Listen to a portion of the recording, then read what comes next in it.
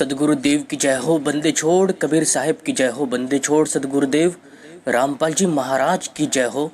सत साहिब सब भक्तों को पुण्यात्मा, आज वर्तमान में केवल अज्ञान ही फैला या जा रहा है इन गुरुओं के द्वारा। झूठे गुरु झूठा ज्ञान और नाम देते हैं। ये नकली गुरु ये भी नहीं जानते हैं कि आत्म स्वरूप क्या है, क्या आत्मा का भेद है। पहले ये आत्मा की बात करते हैं, लेकिन इनको खुद ही नहीं पता है कि आत्मा क्या है, आत्म स्वरूप क्या है, कहाँ पर स्थित है। पहले वो जानो, क्योंकि शब्द से ही आत्मा जागृत होती है। संत गरीबदास महाराज ने इस शब्द के द्वारा ही आत्मा को जागृत करने की बात बोली है, और उन्होंने बताया है कि गुज गायत्री मंत्र से ही ये आत्मा जागृत तत्वों में आ जाती है, ये आत्मा जागृत हो जाती है। जो शब्द के बिना साधना से वो अपने सोए हुए तत्वों को जागृत नहीं कर सकते हैं। गुरु बिना शब्द के ही ध्यान लगवाता हो तो वो गुरु झूठा है। उसके पास वो सत्य साधना नहीं है, उसके पास केवल हठ योग है। ध्यान साधना को बिना शब्द के उसे हठ योग ही कहा जाता है, और कबीर साहब ने हठ योग का खंडन किया है। परमात्मा की सत्ता और ईश्वर की सत्ता को केवल पूरा गुरु ही जानता है। नकली गुरु केवल शरीर को जानता है और मन की बात करता है, क्योंकि उसे शरीर और मन के भीतर फंसे हुए उस आत्मा को ही देखना है, परमात्मा तत्व को नहीं। सुरती फंसी संसार में, आत्मा नहीं। तो ये सुरती किसकी है, खुद की आत्मा की है या किसी और की है? जाके पूछो इन झूठे गुरुओं से। और एक बात, संसार काल का है। काल क्या है? कबीर पंथ में जब कोई पुरुष देहधारी नहीं है मानते और कहते हैं अपने स्वरूप में स्थित हो जाने के बाद फिर से जन्म लेना नहीं पड़ता है, तो ये बहुत गलत ज्ञान है, ये बहुत झूठा ज्ञान है, क्योंकि जन्म लेना पड़ता है। हठ योग से किसी को भी मुक्ति प्राप्त नहीं हो सकती है। मुक्ति मिलती है नाम से, शब्द से, और ये ध्यान है इनका। तो ये बिल्कुल गलत साधना है, ये सहज साधना नहीं है, ये काल की साधना है। क्या स्वरूप में स्थित होने की बात कबीर साहब ने बोली है या नहीं, या अमरलोक में जाकर स्थित होने की बात बोली है? अमरलोक अर्थात सतलोक में जाकर। सदगुरु संत रामपाल जी महाराज का ज्ञान जो है वो सारे कबीर पंथी से ऊपर है, क्योंकि बाकी कबीर पंथी वेद गीता का खंडन करते हैं, क्योंकि वेद और गीता कबीर साहब ने नहीं बोली है, ऐसा इनका कहना है। मतलब कुएं के मेंढक स्वयं बने हुए हैं और किसी और को कहते हैं अज्ञानी, किसी और को ज्ञान देते फिरते हैं। इतने अज्ञानी है ये। मतलब हाथ होती है झूठ बोलने की। कबीर साहब के मार्ग में आकर, सत्य की राह पाकर आप झूठ बोलते हो, झूठा ज्ञान सुनाते हो, झूठा नाम सुनाते हो, अपने आप को सदगुरु कहते हो, जबकि आप नहीं हो। तो ये सिर पर भार चढ़ने वाला है। आप अपने सिर पर ही भार चढ़ा के ले रहे हो, शिष्य बनाकर, गुरु बनकर। पुण्यात्मा, आज का ये वीडियो आपकी आंखें खोल देगा, क्योंकि अभी आपकी आंखों पर अधूरे गुरुओं की पट्टी चढ़ी हुई है, इसलिए आप सत्य को देख नहीं पाते हो। और सत्य को जानना ही मुक्ति की तरफ कदम बढ़ाना होता है। सत्य को मिटाया जा नहीं सकता है, सत्य को छुपाया जरूर जा सकता है। और सबसे पहले बात करते हैं नी अक्षर की। ये नी अक्षर शर और अक्षर से परे है, उनसे अलग है। दो अक्षर का अर्थ इन अज्ञानी लोगों ने क्या निकाला है? एक 52 अक्षर और एक अविनाशी आत्मा। लेकिन अविनाशी को ही ब्रह्म भी कहा गया है, अक्षर भी कहा गया है, और अक्षर को पुरुष भी कहा गया है।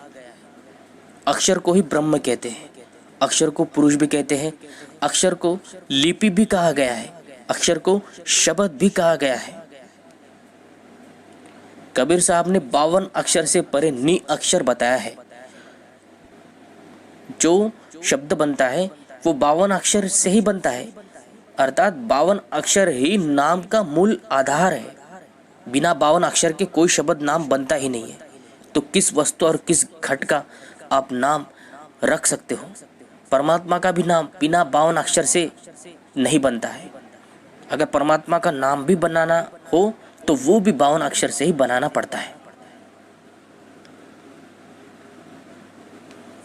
जैसे वृक्ष का आधार जड़ होती है, ठीक इसी तरह से नाम की रचना करने के लिए, किसी वस्तु पदार्थ का परिचय देने के लिए अक्षर का उपयोग किया जाता है।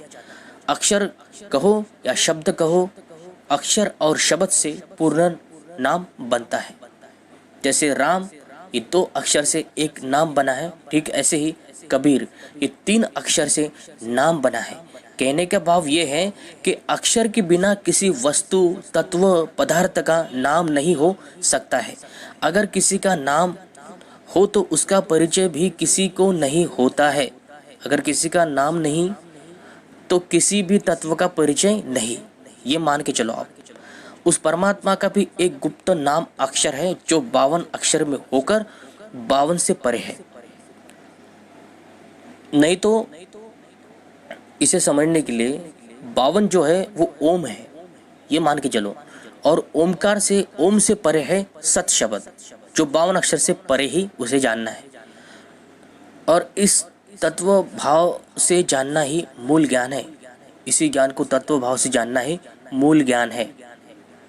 अब तत्वों में अंतर होता है। कोई नाशवान तत्व है तो कोई अविनाशी तत्व है। इस संसार में 3 पुरुष की सत्ता है, क्षर, अक्षर और परम अक्षर। ब्रह्म, पर ब्रह्म, पूर्ण ब्रह्म, ये 3 तत्व ब्रह्म है। पूर्ण परम अक्षर ब्रह्म से ही सभी तत्व की उत्पत्ति हुई है, अर्थात वो मालिक है सारे संसार का, अर्थात सारे जगत का बादशाह पूर्ण ब्रह्म परमात्मा है, सत्पुरुष है। वही असली नितत्व अमर तत्व है, जो स्वयं नितत्व रूप है। वही परमात्मा परम पुरुष सत्य पुरुष कबीर साहब है, और साकार रूप में, निराकार रूप में विद्यमान है, विराजमान है, सतलोक में रहता है। देही नहीं उसकी, विदेही काया है जो 5 तत्व से परे है। देही शरीर की काया नाशवान तत्व रूप है जो 5 तत्वों से बनती है, और विदेही जो काया है वो अमर तत्व से बनी होती है, जिसका कभी किसी काल में अंत नहीं होता है। अर्थात अजर अमर अविनाशी काया है परमात्मा की। और परमात्मा ने नाम स्मरण की बात बोली है, लेकिन इन अधूर गुरुओं ने नाम शब्द को आत्मा बनाकर ध्यान को साधना के रूप में लिया है और कहने लगे हैं कि सहज साधना है, लेकिन ये हठ योग है। ध्यान को हठ योग कहा गया है। एक जगह बैठकर किसी भी तत्व पर, किसी भी स्वरूप पर, किसी मूर्त पर ध्यान लगवाते हो तो ये हठ योग है। जो भी गुरु ऐसा करता है उनसे आप दूर हो जाइए, क्योंकि ये गुरु आपके लिए सही नहीं है। अपने स्वरूप को देखना है, ये बहुत बड़ा भ्रम चाल है। इसमें बिना लाभ के ही मूर्ख जो फंसता ही जाता है। ध्यान करना और आत्म ध्यान करना ये हठ योग और ओशो का ज्ञान है। हठ योग में आता है ये ध्यान करना, अर्थात ध्यान कर्म कांड और पाखंडता में आता है। कबीर साहब ने साधु, सन्यासी, योगी, ध्यानी, तपी, यति को भी हठ योगी, मनमुखी साधना करने वाला बताया है, जो खुद की ही मन घड़ंत कल्पना बनाकर उसी कल्पना को सत साधना का नाम दिया करते हैं। ये गलत बात है, ये पाखंडता है, और ये पाखंडता कबीर पंथ में बहुत ही ज्यादा है। संत रामपाल जी महाराज की साधना पूरे विश्व में सत साधना है, यथार्थ साधना है, कबीर साहब के अनुसार और गरीबदास महाराज जी के अनुसार है। उसी से पूरा लाभ आपको मिल सकता है। संत रामपाल महाराज के ही साधना से यथार्थ लाभ आपको पूरा मिल सकता है। सदगुरु रामपाल जी महाराज का ज्ञान शास्त्रों के अनुसार ही है। वेद, पुराण, कुरान, बाइबल, कबीरवाणी, कबीर सागर, कबीर बीजक, गुरु ग्रंथ साहिब, सदग्रंथ साहिब, इन सभी ग्रंथों को आधार बनाकर इसका सार निकालकर सतभक्ति प्रदान की है संत रामपाल जी महाराज ने। सभी समाज को शास्त्र के अनुसार ज्ञान बताया है और शास्त्र के अनुसार शब्द की महिमा भी बताई है, और ये भी बताया है कि कौन है वो परमात्मा जो सत्य पुरुष है, अमर पुरुष है। अब बात करते हैं कि क्या केवल 52 अक्षर से ही नाम बनते हैं या अन्य कम ज्यादा इससे भी हो सकते हैं। जैसे कबीरवाणी में कबीर साहब ने और संतों ने बात कही है कि 52 अक्षर से परे शब्द है, अर्थात 2-3 भाषा छोड़कर उनके 52 से ज्यादा कम अक्षर हो सकते हैं। जैसे अंग्रेजी में 26 अक्षर है, और हिंदी और संस्कृत में 52 अक्षर होते हैं। कितना बड़ा अक्षर का अंतर है, क्या उसमें कोई कमी है? नहीं ना। तो क्या कबीर साहब का नाम अंग्रेजी में कोई लिखता है तो उसे 26 अक्षर में ही लिखा जाता है?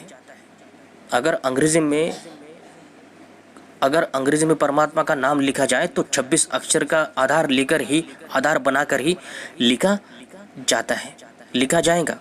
अगर नाम कबीर साहब का 26 अक्षर में लिखा जाए तो क्या ये मिट जाएगा? क्योंकि वाणी तो केवल 52 अक्षर के लिए बोली है कि 52 अक्षर का नाश हो जाएगा, 26 अक्षर का नहीं। क्योंकि वाणी केवल 52 अक्षर के लिए बोली है, 26 अक्षर के लिए नहीं। अर्थात 52 का ही नाश होता है। यदि उससे अक्षर कम या ज्यादा हो जाए तो उसका अंत नहीं होता है, क्योंकि वाणी में लिखा नहीं। क्योंकि ये कबीरपंथी क्या करते हैं कि जितनी वाणी लिखी है, जिसमें मंत्र का खंडन कबीर साहब ने बोला है, काल के मंत्र का खंडन, गुज गायत्री मंत्र का नहीं, शरीर में व्याप्त शब्द प्रधान देवताओं के नहीं, उसका खंडन कबीर साहब ने नहीं किया है। खंडन कबीर साहब ने एक काल की साधना का, हठयोग साधना का जो मंत्र होते हैं उसका खंडन किया है। लेकिन इन लोगों ने अपनी बात रखवाने के लिए, अपनी बात मनवाने के लिए केवल एक ही वाणी लेकर कहते हैं कि तंत्र मंत्र सब झूठ है। लेकिन वो नाम और वो साखी आपको नहीं दिखाएंगे कि जिसमें प्रमाण के साथ बताया है कबीर साहब ने कि यही निज मंत्र का जाप करना है, निज शब्द का जाप करना है, और शब्द ही एक मंत्र है। सार शब्द एक मंत्र है, शब्द एक मंत्र है। लेकिन नहीं, ये गुरु केवल आपसे झूठ बोलेंगे, क्योंकि झूठा ज्ञान देना ही इनका काम है।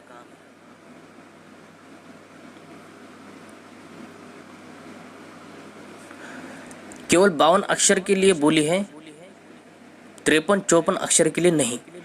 अब 52 अक्षर का भी एक गुप्त भेद है जो आज आपके सामने खोलूंगा, क्योंकि कबीर साहब ने 52 से परे अपने नाम को बताया है, उसकी भी एक अलग ही महिमा है। क्योंकि 52 से परे अर्थात वो कोई जाप नहीं है, कोई अजपा जाप नहीं है, उसको बोलकर किया नहीं जाता है। इसीलिए उस शब्द को परमात्मा ने होठ और कंठ से परे बताया है। होठ और कंठ जिह्वा से उस शब्द नाम को अलग कर दिया है, क्योंकि उसका नाम, उसका सुमरन सदगुरु जानता है, और आपकी सुरती उस शब्द पर सदगुरु लगा देता है। वही सार शब्द का सुमरन होता है जो सदगुरु को ही ये पता होता है, और गुप्त रूप से शिष्यों को सदगुरु ही दिया करते हैं। 52 अक्षर का मूल ही ओमकार है। ओम शब्द है, ओम को काया भी कहते हैं। इस काया में 7 चक्र होते हैं और इसी काया में 10 द्वार होते हैं। ओम अक्षर से परे सत शब्द है, इसीलिए ये 52 अक्षर से परे है। सत शब्द को ही 52 अक्षर से परे बताया गया है। 52 को हम 5 और +2 करते हैं तो 7 बन जाता है, और यही 7 चक्र, यही 7 सुरती होती है। हर एक कमल को एक सुरती भी बोला गया है, और परमात्मा को ही 9तम सुरती कहा गया है। अब परमात्मा का अक्षर कौन सा है, 53 या 54, इसमें भेद बताएंगे आपको। पुण्यात्माओं, आज आप इस वीडियो को पूरी तरह देखना और पूरी तरह समझना, प्रयास करना, विवेक लगाना। आपको 53 और 54 अक्षर का भेद बताने जा रहा हूं मैं, तो इसे जरा ध्यान से आपको सुनना है, क्योंकि आपको पारखी बनना है। पारखी तो सदगुरु संत रामपाल महाराज ने पहले ही हमें बना के रखा है, लेकिन वर्तमान में परिस्थितियां ऐसी बदल गई है कि काल के दूत बहुत सारे आ गए हैं जो संत रामपाल महाराज के खिलाफ वीडियो बनाकर भ्रम फैलाते हैं। उसका भ्रम तोड़ने के लिए ये वीडियो और ये ज्ञान आपको बताया जा रहा है। आज वर्तमान में परमात्मा हमारे लिए जेल में है, इतना कष्ट उठा रहे हैं, और हम निकम्मी आत्माएं उल्टा सदगुरु पर विश्वास कम करते जा रहे हैं, किसी और पर ज़्यादा विश्वास कर लेते हैं, क्योंकि वर्तमान की स्थिति ऐसी ही है। काल इसमें फूट डालने का पूरा प्रयास करेगा। काल संत रामपाल महाराज के शिष्य को तोड़ने का प्रयास करेगा और अपने से जोड़ने का प्रयास करेगा। इन काल के दूतों के साथ वो आपको जोड़ देगा और संत रामपाल महाराज जी के साथ आपको तोड़ देगा। कबीर साहब कहते हैं, अरे इतना ज्ञान दे दिया जो बालू में रेत, कहे कबीर मैं क्या करूं, जीव ना समझा एक। कि इतना ज्ञान दे दिया, लेकिन इस ज्ञान को, इस तत्व ज्ञान को, इस मूल ज्ञान को कोई समझ नहीं पाया। अब 52 अक्षर का भेद बताता हूं आपको। जो 52 है उसको हम संधि छेद करेंगे। 5 + 2 = 7। और जो 53 अक्षर है जो उसको करेंगे 5 + 3 = 8। और जो 54 अक्षर है 5 + 4 = 9। अब 7, 8, 9 ये चक्र है, 7, 8 और 9 ये चक्र है। और इस जो 9वां चक्र जो है, 9वां कमल इसे ही कहा जाता है। और यही नवतम सुरति है, यही पर उस सत्य पुरुष परमात्मा का निवास होता है। यही वो शब्द महल है, यही वो बेगमपुर है। अर्थात 10वां द्वार से आगे 11वां और 12वां द्वार ही अमरलोक है। 52 का जो मूल है वो 7 चक्र से संबंधित है। और 53 अक्षर का जो मूल है वो 8 चक्र से जुड़ता है। और 54 अक्षर का जो भेद है वो 90 कमल से जुड़ता है। तो इसको जानना ही हमारे लिए पर्याप्त नहीं है। हमें पूरा जीवन उस नाम पर टिके रहना है, उस नाम को आधार बनाकर उस नाम पर दृढ़ हो जाना है, पूरा विश्वास करना है सदगुरु पर। सदगुरु कोई मानव नहीं है, सदगुरु कोई व्यक्ति नहीं है, सदगुरु परमात्मा होता है। गुरु ही परमात्मा है। गुरु गोविंद कर जानिए, रही ये शब्द समाए। उस गुरु ने जो आपको नाम शब्द दिया है उसमें समाये ही रहना है और गुरु को परमात्मा ही जानना है। जो आपके गुरु को कहे कि तेरा गुरु काल दूत है, क्योंकि उसको वो कहने का अधिकार है। उसने जो ज्ञान पाया है नकली गुरुओं से, उसे ज्ञान के बल पर वो ये सब बोलता है और कहता है आपसे। तो आपको इस बात से चिढ़ना नहीं है और ना ही क्रोध करना है, क्योंकि क्रोध हमारा स्वभाव नहीं है। सदगुरु रामपाल जी महाराज ने हमें यही शिक्षा दी है कि किसी के ऊपर क्रोध नहीं करना है, किसी के ऊपर गुस्सा नहीं करना है। हर किसी, कोई चाहे काल का दूत भी क्यों ना हो, उससे भी हमें प्रेम पूर्वक ही बात बोलनी है। तो आपके गुरु के खिलाफ कोई बोलता है तो सुन लेना। सहनशीलता भी हमारे अंदर होनी चाहिए, ये भगत का गुण है। बहुत कुछ सहना पड़ता है और बहुत कुछ संतों ने, भक्तों ने सहा है इस संसार में। संसार के लोगों ने भक्तों को बड़ा सताया है, भक्तों के ऊपर कई जुल्म किए हैं। इतिहास और कहानी पढ़ लेना, और उनका नाम आज सारी दुनिया में रोशन है, सारी दुनिया उनको जानती है। तो पुण्यात्मा सदगुरु रामपाल महाराज के हम शिष्य हैं, तो हमें सदगुरु के सत्संग का मूल ज्ञान समझना है, सदगुरु के सत्संग को आधार बनाना है, सदगुरु के नियम को पालना है। कोई नकली गुरु मदनपंथी कोई कुछ भी आपसे कहे तो उनकी बातों में आपको बिल्कुल ध्यान देना नहीं, क्योंकि वर्तमान की परिस्थितियां ऐसी ही है। रंभ काल के दूत आएंगे और आपको तोड़ने का प्रयास करेंगे और उनसे जोड़ने का प्रयास करेंगे, लेकिन निर्णय आपके हाथ में है कि आप काल के पक्ष में जोड़ते हो, जहाँ पर आपको वक्ता बनने का एक मौका मिलता है, एक संत बनने का मौका मिलता है। क्योंकि इनके गुरुओं के आश्रम में बहुत सारे गुरु बने हैं, एक गुरु से काम नहीं चलता इन लोगों का। पुण्यात्मा, अब आपके दिमाग में ये चल रहा होगा कि 53 और 54 अक्षर होते हैं क्या? जी बिल्कुल, बिल्कुल होते हैं। जब 52 से परे 26 अक्षर होते हैं, और संतों ने केवल 52 अक्षर का ही नाम बोला है, 52 अक्षर की महिमा बताई है कि 52 अक्षर से परे है नि अक्षर। लेकिन 26 अक्षर में आता है, कभी बोला है? हमारे देश में कितनी भाषाएं बोली जाती है, हर एक भाषा को लिखने में अलग अलग अक्षर और नाम की ज़रूरत पड़ती है। वो नाम एक से ज़्यादा हो सकते हैं, किसी में 100 अक्षर भी हो सकते हैं, किसी में 50, किसी में 40, किसी में 52, किसी में 26, क्योंकि भाषा अनेक अनेक है, भाषा के रंग अनेक है, रूप अनेक है, तो उसको लिखने के लिए अक्षर भी अनेक या कम ज़्यादा हो सकते हैं। तो ये नहीं कि 52 अक्षर ही के अंदर ये सब और भी लैंग्वेज आती है और भी भाषा आती है, बिल्कुल नहीं। 52 अक्षर के अंदर अंग्रेजी अक्षर आते ही नहीं। 52 अक्षर के अंदर 26 अक्षर की बात नहीं बोली है परमात्मा ने, और जो बात नहीं बोली है उसको भी 52 अक्षर के अंदर ही लेना, ये महामूर्खता है। वैसे बात ये नहीं है कि 52 अक्षर से परे कोई नाम शब्द है, नहीं।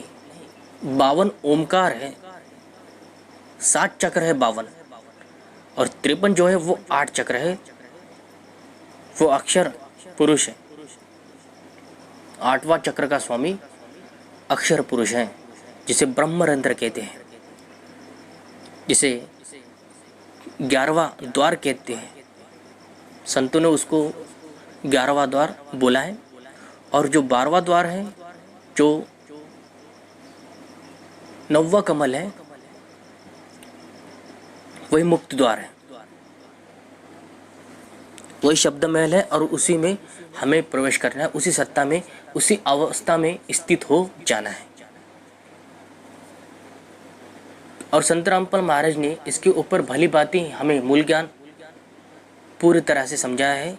कबीर परमात्मा को परमात्मा सिद्ध किया है। तो हमें अपने गुरुजी के आधार पर, गुरुजी के सत्संग को आधार बनाकर चलना है, उनके नियम को पालना है।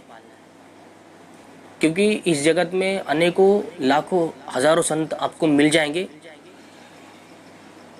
और ज्ञान भी अच्छे देते हैं। वो ऐसा नहीं कि उनको कोई ज्ञान नहीं है, देते हैं, लेकिन नाम गलत देते हैं। ये बात है, जब नाम गलत हो तो ज्ञान किस काम का है? कुछ भी नहीं।